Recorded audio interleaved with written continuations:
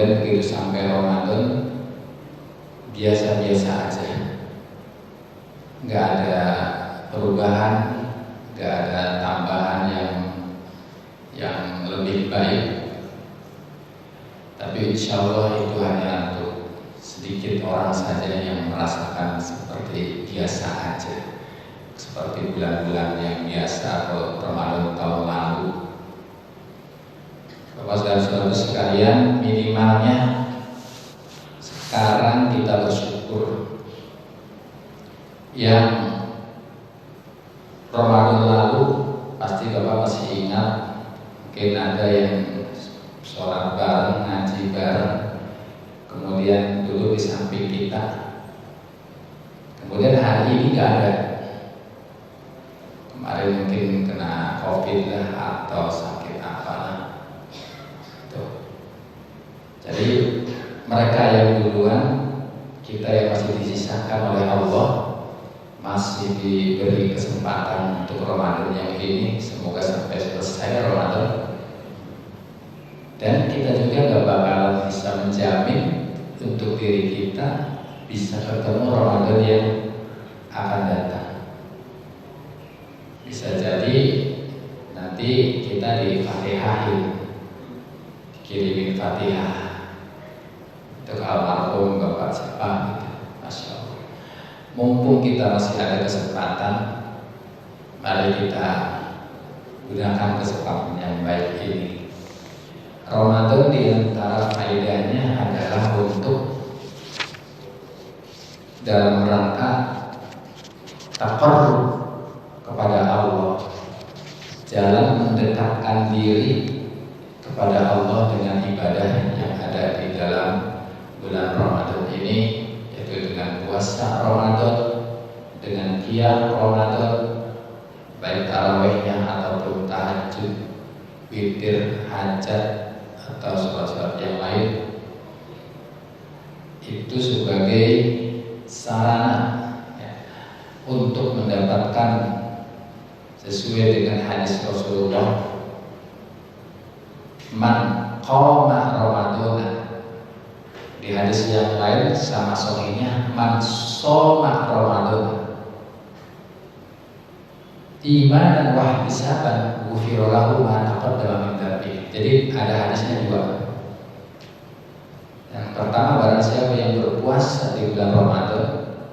Hadis yang kedua, barang siapa yang qiyam Ramadan, mendirikan ibadah di malam-malam Ramadan, maka kalau dia imanan wa ihtisaban, artinya dengan keyakinan penuh bahwasanya didasari dengan perintah dari Rasul, perintah dari Allah Subhanahu wa taala, dengan keimanan dan ihtisaban, hanya mengharap pahala dari Allah, maka jaminannya ghufira lahu ma taqaddama min dzambi. Ghufira itu kalau bahasa Arabnya menggunakan kata fi'il madi. Fi'il madi itu menceritakan pekerjaan, perbuatan yang sudah terjadi. Nah ini kan belum terjadi. Nah kalau di sesuatu yang belum terjadi tetapi diungkapkan dengan fi'il madi past tense, maka itu faedahnya adalah untuk litahqiq. Apa litahqiq itu? Untuk menyatakan, mengungkapkan bahwasanya itu benar-benar terjadi. Jadi ghufira itu bukan akan diampuni dosanya, tapi pasti diampuni dosanya. Amin ya rabbal alamin. Sama dengan faedah ketika Bapak dan saudara sekalian, setelah adzan itu ada iqamah. Iqamah bukan qomat ya. Pada sini kita disingkat, udah qomat belum? Maksudnya udah iqamah belum gitu. Di situ ada qad qamatis shalah. Sungguh telah berdiri sholat. Padahal sholatnya belum. Ya kan, sholat belum berdiri kan, belum dilakukan. Tapi pakai kata-kata qamat, telah berdiri. Maksudnya apa? yaitu litakik, untuk menyatakan bahwasanya sudah benar-benar terjadi, sholat itu benar-benar akan dilakukan, akan didirikan. Maka menggunakan qaul. Nah di sini juga ghufira, itu artinya telah diampuni dosa-dosa yang telah lalu. Masya Allah, sehingga dengan siam Ramadan, dengan qiyam Ramadan, maka insya Allah kita mendapatkan ampunan dari Allah Subhanahu wa Ta'ala. Dan nanti Ramadan kita selesai, insya Allah dosa-dosa kepada Allah, ya, sekali lagi, dosa-dosa kita yang langsung hubungannya vertikal kepada Allah itu diampuni oleh Allah Subhanahu wa Ta'ala. Amin ya rabbal alamin. Tinggal biasanya untuk menyempurnakan biar dosanya kita itu habis bersih semua, maka di bulan Syawal atau di tanggal 1 Syawal itu kita ada tradisi saling memaafkan, supaya dosa yang berhubungan dengan manusia sesama kita itu juga diampuni oleh Allah. Karena Allah tidak akan mengampuni dosa-dosa kita yang ada hubungannya dengan orang lain. Kita menyakiti orang lain, kita zalim kepada orang lain, itu Allah tidak akan ampuni sebelum orang yang terzalimi, orang yang tersakiti itu memberikan maaf. Dan juga ini banyak salah kaprahnya kita. Kalau minta maaf nggak pernah jelasin. Maafin ya, saya banyak dosa ke situ. Jelasin apa dosanya. Biar bisa jadi nih, orang tuh gak suka begitu kita ungkapin. Ini beratnya di sini. Kita sering ngomongin dia, gitu. Ya jelasin aja. Baik kita dekat, saling menjelaskan. Saya dulu pernah gak suka apa sih itu. Habis gini-gini, saya sering ngomongin situ gitu. Saya minta maaf ya, minta maaf gitu ya. Oh balas saya apa silahkan. Umpamanya begitu kan jarang, nggak ada. Ya maaf apa aja. Salaman aja. Bahkan setiap sholat salaman. Tapi nggak pernah jelasin. Kalau begitu sudah dimaafkan belum? Ya, nggak menjamin dimaafkan. Karena barangkali dosa kita terlalu berat sama dia, umpamanya kan belum tentu dimaafkan. Bahkan saya sering dengar, katanya, bagaimana Pak Ustaz, katanya, kalau ada kita udah bersalaman katanya, tapi di hati saya itu masih kesel banget sama dia. Jadi nggak ada gunanya salaman itu, hanya dohirnya saja. Jadi keselnya dia nggak hilang. Ya kan ada orang yang kesel sampai dibawa mati, kan ada. Orang Allah juga sudah mengatakan mutu bi ghairikum, kata gitu. Matilah dengan membawa kemarahanmu, membawa kita permusuhan dengan saudara kita bawa sampai mati. Alhamdulillah, jangan sampai seperti itu. Di antara faedah Ramadan ada tadi takarrub. Apa takarrub itu? Kalau kita baca di ayat setelah ayat perintah kewajiban tentang Ramadan, ada terselip satu ayat, ayat 186 itu, yang secara langsung itu tidak ada hubungannya dengan Ramadan. Di sini dikatakan, A'udzubillahi minasyaitonir rajim. Bismillahirrahmanirrahim.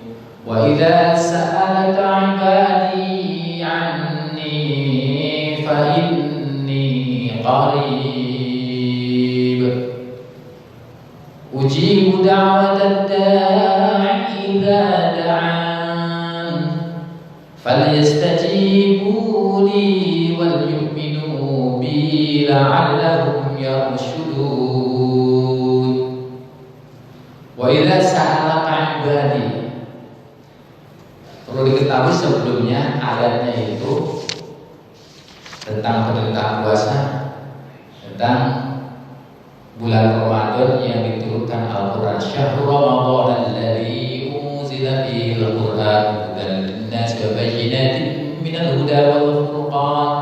Faman syahida minkum asy-syahra falyasum wa man kana maridan aw 'ala safarin fa'iddatun min ayyamin ukhra. Yuridullahu bikumul yusra wa la yuridu bikumul 'usra wa litukmilul 'iddata wa litukabbirullaha 'ala ma wala'allakum tashkurun. Itu kan tentang bulan Ramadan. Quran diturunkan, kemudian barang siapa yang menyaksikan yang bertemu dengan Ramadan maka berpuasalah. Kalau sakit perjalanan boleh berbuka, nanti diganti di hari yang lain.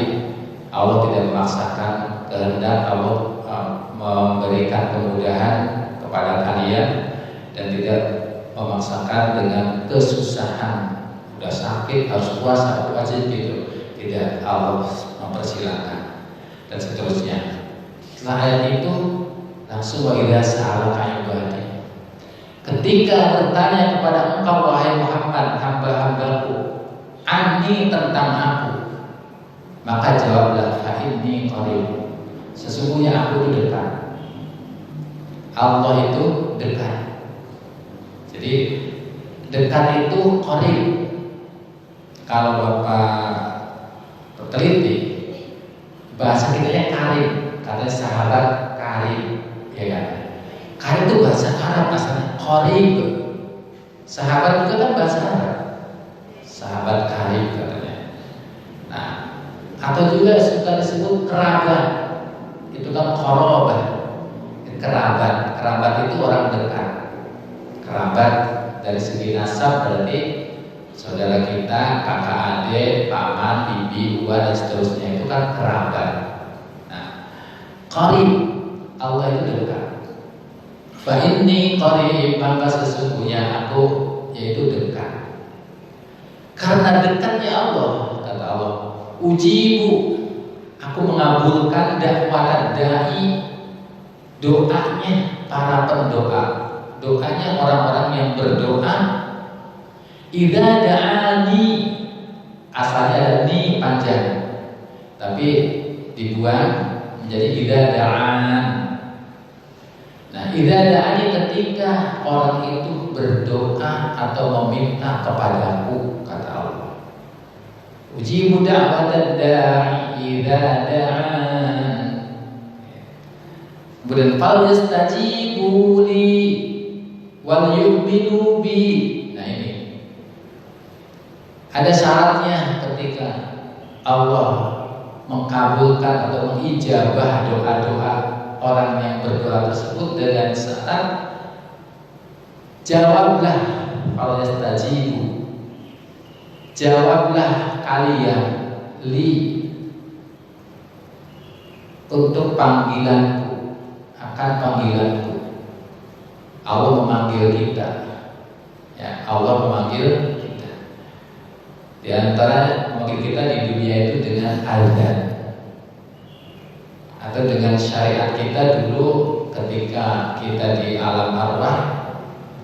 Allah mengatakan kepada semua makhluk, alastu bi rabbikum, kita menjawab qalu bala, ya engkau sebagai Tuhan. Itu seruan Allah, kita harus menjawabnya. Seruan-seruan Allah yang ada sekarang ini, yaitu suara-suara adzan, panggilan-panggilan kebaikan. Ketika ada kebaikan di depan kita, itulah adalah panggilan Allah. Nah, jawablah panggilan itu. Kalau istajibuli, dan harus yakin wal yu'minu bi, dan kalian berimanlah. Dan mereka berimanlah kepada la'allahum yarsyudun.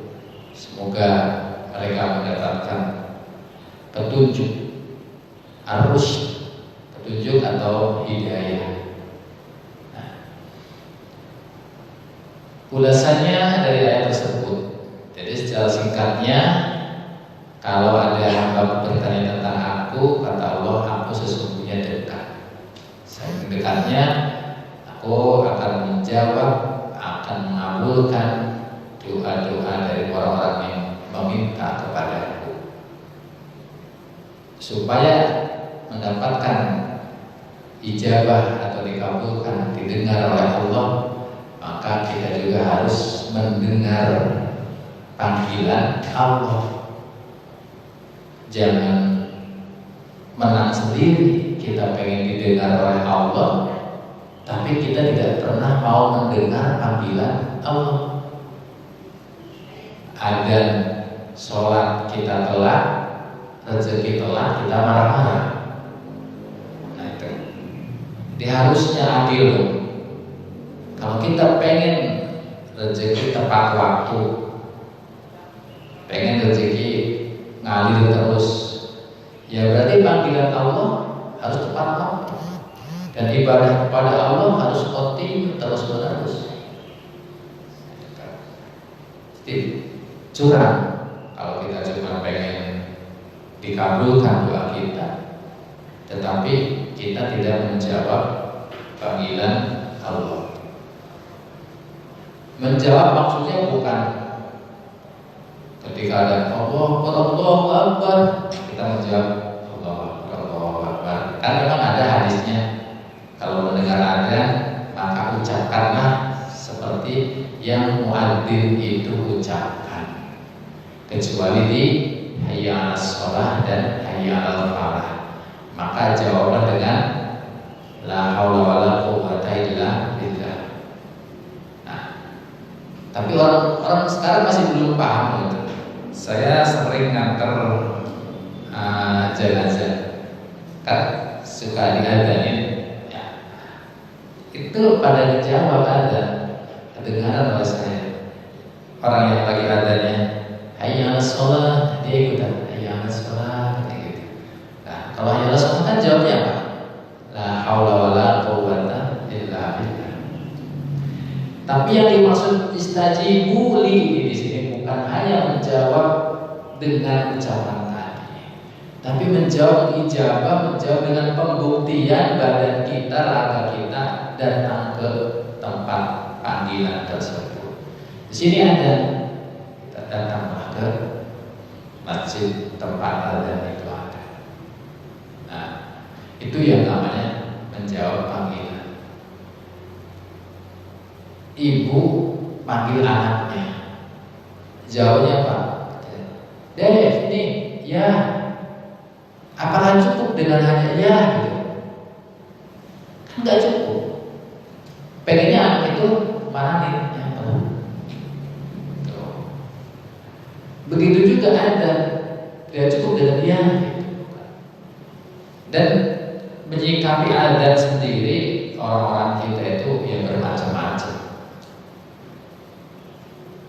Betapa luasnya suara adzan ini, sekeliling ini radius berapa meter coba.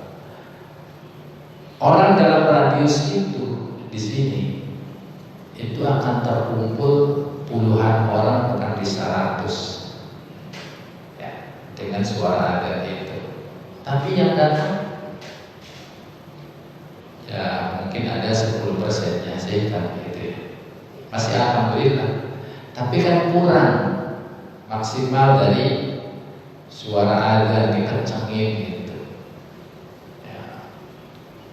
Apalagi kemarin ada isu adzan, suara adzan dibatasi. Enggak, sebetulnya bukan suara adzan, ya. Jangan dibilang suara adzan dibatasi. Suara adzan bebas, sekencang-kencangnya bebas. Yang dibatasi itu suara toa. Ketika kita sholat fardu kayak tadi, itu Pak Pengurus gak usah di toa atas, cukup dalam saja. Ngaji ini juga nih, sebaiknya kita di dalam saja. Orang di luar jarang-jarang dengerin. Nah itu maksudnya itu. Kalau ada silakan suara keluar kenceng-kenceng. Gak ada dibatasi itu. Nah, kecuali yang dibatasi adzan pada waktunya, jangan jam 9 pagi adzan, itu memang gak boleh ya. Nah, jadi suara adzan itu yang sampai keluar tadi, ya ada speaker, nggak ada speaker, ada tua ataupun nggak ada, itu yang datang ya orang yang sudah terpanggil dengan keimanannya, tidak tergantung dengan azan. Bapak yang biasa kesini, saya tanya jujur, yang biasa jamaah di sini, kemudian nggak ada azan, apakah bapak nggak jadi masjid? Coba, biasa subuh di sini, pamannya, udah istiqomah, kesini kalau setiap subuh, pas subuh hari itu nggak ada azan, kan tetap bapak datang ke masjid itu. Jadi panggilan itu sebetulnya bukan hanya pas dari hadis, secara simbolis saja ada memandangkan bagi orang. Karena jarang-jarang orang menjawab sholat itu, menjawab azan itu pas ada langsung iya saya mau sholat. Biasanya kalau udah ada niat dari awal, udah ada komit dari awal. Saya ingin selalu jamaah di sini. Azan nggak ada pasti datang. Ya semoga kita golongan orang-orang yang itu sebelum jamnya, sebelum waktunya. Ini kan ibarat perjanjian. Kita sudah ada ikatan perjanjian dengan mengatakan qalu bala, gitu. Ya, kau sebagai Tuhan kami. Udah ada waktunya, udah tahu. Kita selalu mengadakan pertemuan dengan Tuhan kita, dengan Allah setiap waktu sholat. Dan udah apa waktu sholat, umpamanya sholat subuh jam 4:30 umpamanya. Ya udah, kita sebelum jam 4:30 udah siap. Kalau bapak bangun jam 4:30, ya buat mandi, buat wudu kesini udah habis. Pastinya udah disiapkan sebelumnya, sudah disiapkan waktu untuk bertemu dengan Allah. Bapak aja dulu ingat coba mengadakan perjanjian sama orang. Bapak waktu mau kerja, pas ngelamar diterima, perjanjiannya nanti jam 7 udah ada di kantor ya. Bapak datang jam berapa? 6:30. Nah, itu kita berhubungan sama manusia, sama bos di kantor. Kalau bapak datang jam 7 udah gak diterima, telat, udah nilainya merah, apalagi telat jam 7:10 umpamanya. Coba bandingkan lagi dengan bapak mau pergi ke luar kota naik pesawat. Naik pesawat itu boardingnya aturannya kan bisa 1 jam, bisa setengah jam kan ya. Kita harus nunggu di situ. Begitu pesawat belum berangkat nih, tapi boarding udah ditutup, kita ke situ hangus. Karena takut hangus, umpamanya dari sini ke Surabaya 400.000 umpamanya, takut 400.000 hangus, kita bela-belain setengah jam sebelumnya, bahkan 1 jam sebelumnya udah nongkrong di sini. Padahal sholat itu pahalanya lebih besar daripada itu, daripada cuma 400.000. Tapi kita nggak merasa rugi kayak gitu. Itu waktu sholat kita datang dan telat, ya biasa aja. Nah, ini. Jadi kita belum bisa maksimal kalau yastajibuli, jawablah panggilanku, itu belum maksimal. Jadi nggak bapak, nggak saya, semuanya manusiawinya seperti itu. Kecuali orang-orang atau anak-anak di asrama itu pasti tepat waktu. Kita belajar disiplin itu kalau bapak yang pernah diasramakan, itu insya Allah merasakan tempaan bagaimana kita harus tepat waktu. Wah, oprek-oprek sama seniornya kita, tidur aja sampai disiram pakai air, suruh bangun jam 3. Bagaimana sih? Kita masih anak-anak jam 3 suruh bangun, Mas. Nah, di tempat harusnya begitu, dengan riyadhah, dengan mujahadah, supaya kita biasa dengan menjawab panggilan Allah tepat waktu. Kalau nggak dipaksain, mau kapan tepat waktunya? Kita paksain datang di sini, nih, dengan kesadaran sendiri datang ke sini kan. Jangan nanti pada waktunya Bapak kesini dipaksa oleh orang. Maksudnya dipaksa itu Bapak digotong kesininya, sudah menjadi jenazah, baru bisa kesini. Itu yang terakhir. Sekarang masih bisa jalan sendiri. Sebelum nanti datang ke sini diantar rame-rame, ya itu gak ada kesempatan lagi untuk berbuat baik. Masya Allah, rugi kita kalau sekarang tidak dengan kesadaran kita datang memenuhi panggilan Allah ke masjid ini. Nah, tapi ternyata ayat ini secara maknawinya itu ada hubungan, ada munasabatul ayat dengan yang sebelumnya tentang perintah puasa. Jadi perintah puasa itu sebagaimana disebutkan di dalam hadis, banyak juga membandingkan antara puasa dan ibadah lain. Ketika Allah katakan dalam hadis qudsinya, ibadah sholat itu pahalanya untuk orang yang sholat.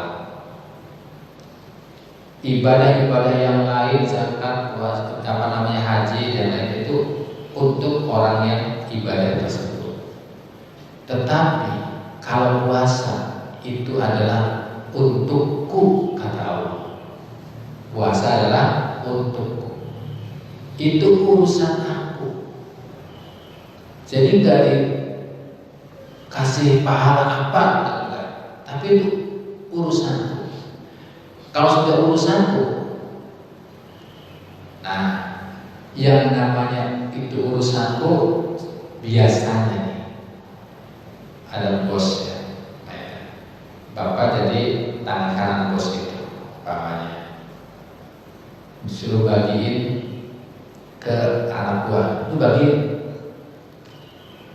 Bapak udah dekat dengan bos, nggak pernah tanya saya apa bagiannya, enggak. Karena udah pasti dia orang dekat, udah urusan saya, kata bosnya. Kalau udah urusan saya, bagiannya sama dengan orang lain apa khusus dia? Khusus. Puasa itu, karena Allah sudah mengatakan itu untukku, urusanku, maka orang yang puasa itu pahalanya lebih besar daripada ibadah-ibadah yang lain. Saking dekatnya kita dengan Allah dalam ibadah puasa, dan hanya Allah dan kita saja yang tahu puasa. Saya kan nggak tahu bapak-bapak puasa semua kan nggak tahu, karena itu urusan dengan bapak-bapak dan Allah. Saya dan Allah, kita semua nggak ada memperlihatkan saya lagi puasa loh, nggak ada. Nah, kalau orang ibadah sholat kan kelihatan sholat, ya, orang zakat kelihatan, apalagi orang haji kelihatan sekampung orang tahu semua. Tapi kalau puasa, orang-orang di jalan juga nggak tahu habis dari warteg mulut dingin-dingin sama aja apa yang puasa. Nah, itu kan urusannya dia sama Allah. Makanya kalau sudah dekat dengan Allah dengan puasa, berarti puasa itu dalam rangka untuk taqarrub, mendekatkan diri kepada Allah.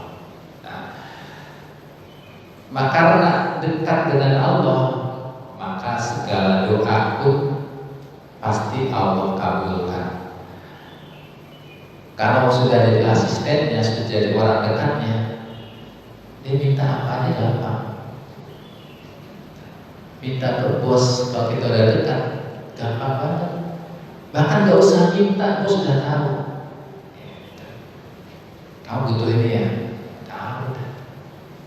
Anak kepada sekolah udah waktunya gitu, bos pasti paham kalau dia dekat dengan anak buahnya, dengan asistennya, dengan orang dekatnya, dengan tangan kanannya itu. Jadilah kita orang dekatnya Allah. Nah, supaya apa? Allah sudah mengerti banget sebelum kita minta. Allah sudah sediakan. Yang seperti itu tuh banyak terjadi, testimoninya banyak. Terutama masalah ketika kita menolong orang lain, itu adalah jalan taqarrub, mendekatkan diri kita kepada Allah yang langsung bisa kita rasakan. Langsung bisa kita rasakan. Contoh, saya juga sering suatu saat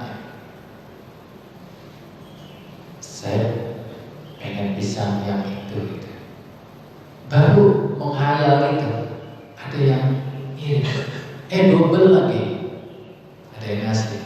Akhirnya saya kasih lagi ke orang. Lah habis saya kasih ke orang, malah saya dikasih lagi lebih banyak lagi. Ya Allah, kontan banget. Tapi saya takut dari pahala sedekah itu kalau langsung kontan, takutnya di akhirat saya nggak dapat. Jadi Bapak dan saudara sekalian, jangan kita langsung senang banget ketika sedekah langsung ada bekasnya, langsung kita dapat di dunia. Itu jangan langsung senang banget.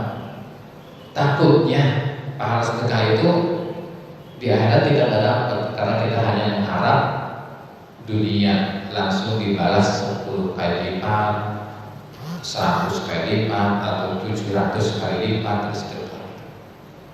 Tapi itulah ketika Allah, kita sudah memposisikan orang terdekatnya, ya. Kita dekat dengan Allah. Ya kalau itu kan Bapak juga sering dengar katanya Allah jauh kalau kita jauh, Allah dekat kalau kita dekat. Itu ada hadis qudsi sebetulnya. Jadi ketika Allah mengatakan ana inda dzanni abdi bi, aku sesuai dengan prasangka hambaku tentang aku.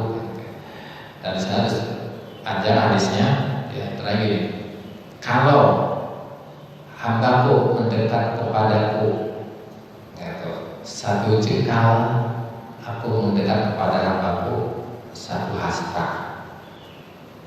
Kalau hambaku mendekat kepadaku satu hasta, aku mendekat kepada hambaku sedepak. Kalau hambaku menuju aku dengan berjalan, aku menjawab hambaku dengan berlari. Kalau hambaku menyebut aku satu kali, nah aku berlipat ganda menyebut hambaku dengan lebih banyak.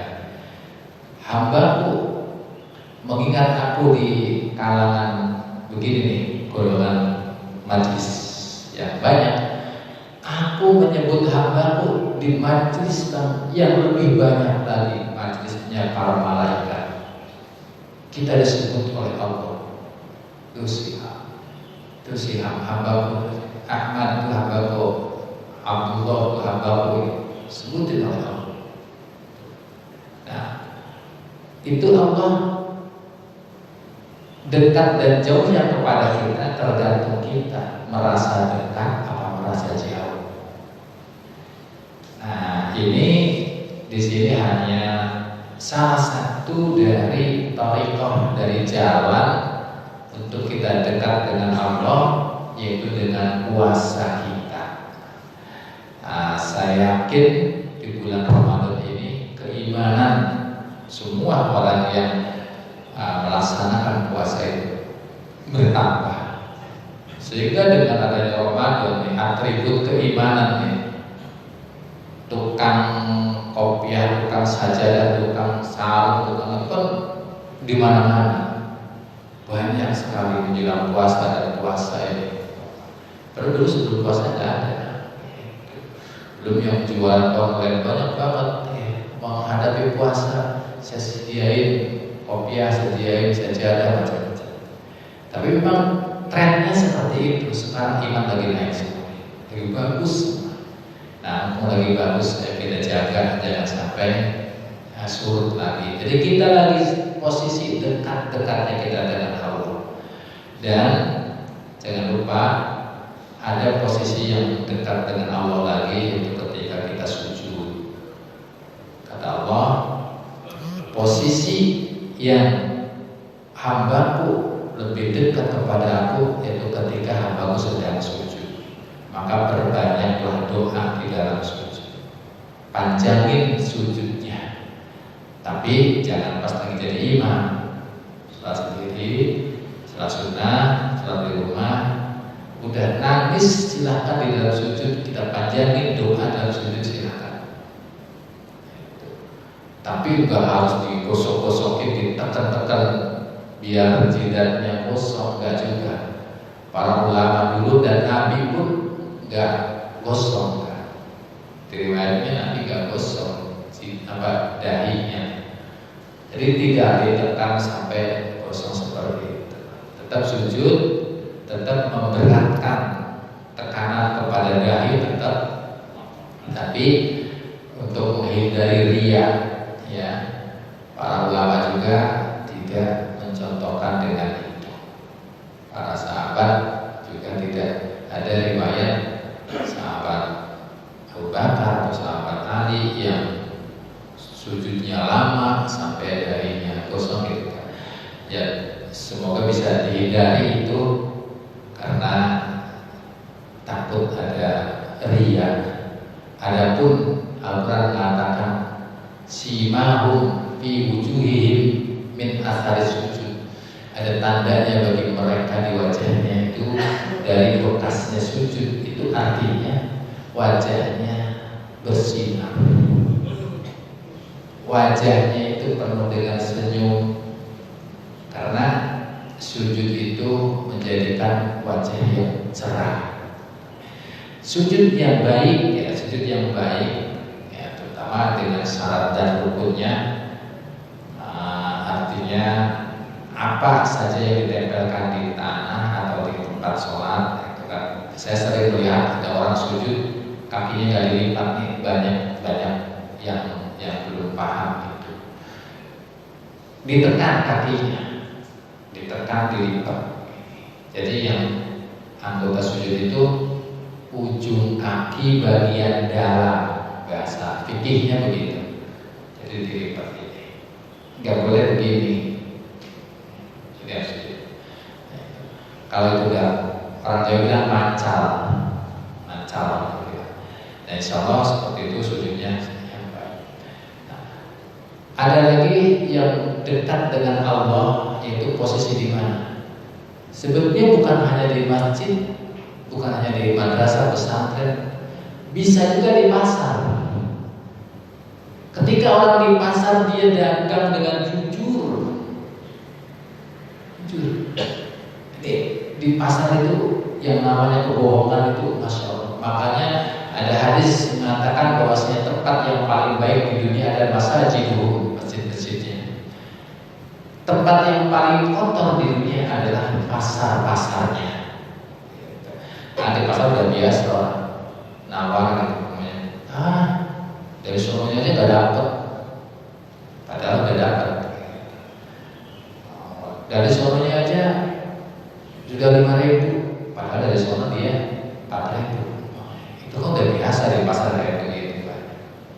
Dan yang paling tidak jujur, banyak sekali dagangan yang disembunyikan kekurangannya, yang jelek ditaruh di dalam. Nabi sudah mencontohkan ketika dia lagi dagang, orang di pasar, kemudian ternyata begini, sama Nabi dipegang ke dalam, yang dalam basah. Tapi langsung negur orang itu, jangan kau sembunyikan yang basah, tampakkan dari orang. Sekarang orang datang apa sih? Pasti dipoles yang bagus-bagus. Nah, itu udah sebagian dari kebohongan itu lah. Makanya kalau dagang di pasar orang itu bisa jujur, nah itu dia bisa mendapatkan dekat dengan Allah di situ. Dekat dengan Allah ketika ngajar, ketika taklim belajar. Kalau Bapak belajar merasakan nikmat, Itu semoga Bapak benar-benar lagi dekat dengan Allah, keimanan lagi connect dengan Allah. Karena ada orang yang tidak mendapatkan hidayah, belajar itu resah dia, mau pergi gak enak, ya, nggak pergi, nggak betah banget, nggak nyambung. Ada, ya, semoga sih nggak ada di sini, insyaallah. Jadi contoh-contoh partai itu. Tapi kalau dia sudah merasakan itu adalah sebuah kebaikan, hidayah, dan dia merasakan maknanya belajar. Nah, semoga yang seperti itu adalah posisi kita dekat dengan Allah, taqarrub dengan Allah. Ada orang yang dekat dengan Allah dengan jalan sedekah. Ketika sedekah dia, jadi ada kepuasan sendiri secara batin ketika dia bisa memberikan seseorang. Terus orang itu benar-benar butuh, benar-benar pengen apa yang kita sedekahkan, apa yang kita rasakan. Kenikmatan. Terima kasih ya Allah, ternyata saya bisa memberikan kepada orang yang pas membutuhkan. Karena kita kasih, orang itu gak butuh, kemudian yang dikasih itu ya cuek-cuek aja. Kan di hati dong, kalau bukan dekat dengan Allah, kalau kita ngomel-ngomel. Nah, ya, semoga sih gak seperti itu. Nah, banyak orang yang dekat dengan Allah dengan zikir. Zikir dekat dengan Allah bisa ketika zikir itu sudah masuk ke dalam qalbu masing-masing kita. Ada zikir dengan hanya lisan saja, atau apapun lah zikir itu, silakan. Itu akan masuk ke dalam hati ketika sudah ada riyadho, sudah ada mujahadah terus-menerus diusahakan dengan istiqomah, dengan kontinu dan tetap waktu dan juga hitungannya. Biasanya gitu kalau guru mengajarkan thariqah itu begitu. Udah kamu baca la ilaha illallah 1000 kali setiap hari. Setiap hari. Mau sakit, mau hujan, mau panas, pokoknya setiap hari dia baca itu. Dan itu tidak bisa hanya didapat baru masuk thariqah umpamanya sebulan dia baca itu. Saya udah langsung arifan, nggak bisa, nggak ada, bohong gitu. Jadi kalau zikir kita sudah menjadi lisan nempel dan sampai di hati, artinya kayak gini. Ketika kita diam langsung ingat, itu berarti udah nempel. Tapi kalau kita zikirnya pas waktu-waktu yang tertentu saja, itu masih dipaksakan, masih belum nempel. Nah, itu juga sebagai sarana untuk mendekatkan kita kepada Allah Subhanahu wa Ta'ala dengan menyebut asma'nya, dengan zikir, mengucapkan nama-nama Allah di Asmaul Husna atau apa aja silakan, mau ya Latif, ya Latif, ya Latif, silakan apa saja. Atau dengan sholawat kita Sallallahu Alaihi Muhammad. Banyak sekali zikir-zikir, ya sebaiknya digurukan sebaiknya supaya kita ada sanad secara thariqahnya. Yaitu sebagian dari apa namanya taqarrub atau membuktikan bahwasanya Allah berfirman fa inni qarib, sesungguhnya aku adalah dekat. Tergantung kita merasa dekat dengan Allah, apa merasa jauh atau bahkan menjauh dari Allah. Alhamdulillah kalau itu. Ya, insya Allah dengan ini puasa kita, ta'lim kita di dalam rangka kita supaya dekat dengan Allah. Pokoknya PDKT ya, PDKT. Kalau sudah dekat, udah gak usah ngomong juga, kita udah pasti dipahami oleh Allah. Saya satu lagi contoh. Saya punya adik dulu waktu almarhum bapak masih ada itu, dia itu paling bisa ambil hatinya bapak, adikku perempuan. Jadi kalau dia pengen apa tuh, dusel-dusel, ya tahu dusel kan, mendekat dan nempel-nempel, kemudian bapak lagi dia dipijiti, udah ngomong apa aja, udah pasti bapak tuh langsung iya aja, pinter banget. Itu contoh. Jadi kita juga harusnya dengan Allah begitu, ya, dekat dengan apa, dengan sholat kita, dengan ibadah kita. Insya Allah itu sebagai sarana kita untuk mendekatkan diri kita kepada Allah Subhanahu wa Ta'ala. Alhamdulillah. Sebelum saya tutup, barangkali ada yang mau ditanyakan, mau bertanya boleh. Ya, dalam tema atau di luar tema, ya, semoga saya bisa menjawabnya. Kalau enggak ya Kiai Ridwan enggak yang bisa menjawab. Saya muridnya beliau. Ya, cukup kelas, enggak ada yang ditanyakan. Ya, alhamdulillah. Intinya mari di ayat 186 ini ayat yang tersulit di antara perintah ketentuan tentang puasa di bulan Ramadan, tentang ayat mendekatkan kita kepada Allah dengan jalan kita berdoa dan menjawab panggilan-panggilan Allah. Semoga kita bisa melaksanakan, mengamalkannya. Jawablah panggilan Allah. Sebelum Allah panggil, seyogianya kita sudah siap. Ya, semoga kita tidak kaget dengan kematian, sebagaimana ada orang kaget, kok udah ada. Semoga kita tidak seperti itu. Sebelum ada itu dikumandangkan, kita udah, insya Allah dengan usaha yang maksimal kita, dengan mujahadah sungguh-sungguh kita, ya kita akan dapatkan dekat dengan Allah Subhanahu wa Ta'ala. Amin ya rabbal alamin. Al-Fatihah. A'udzubillahi minasyaitonir rajim. Bismillahirrahmanirrahim. Alhamdulillahirabbil alamin. Arrahmanir rahim. Maliki yaumiddin. Iyyaka na'budu wa iyyaka nasta'in. Ihdinas siratal mustaqim. Shiratal ladzina an'amta 'alaihim ghairil maghdubi 'alaihim waladdallin. Terima kasih. Alhamdulillah. Allahumma waffiqna ila thariq. Assalamualaikum warahmatullahi wabarakatuh.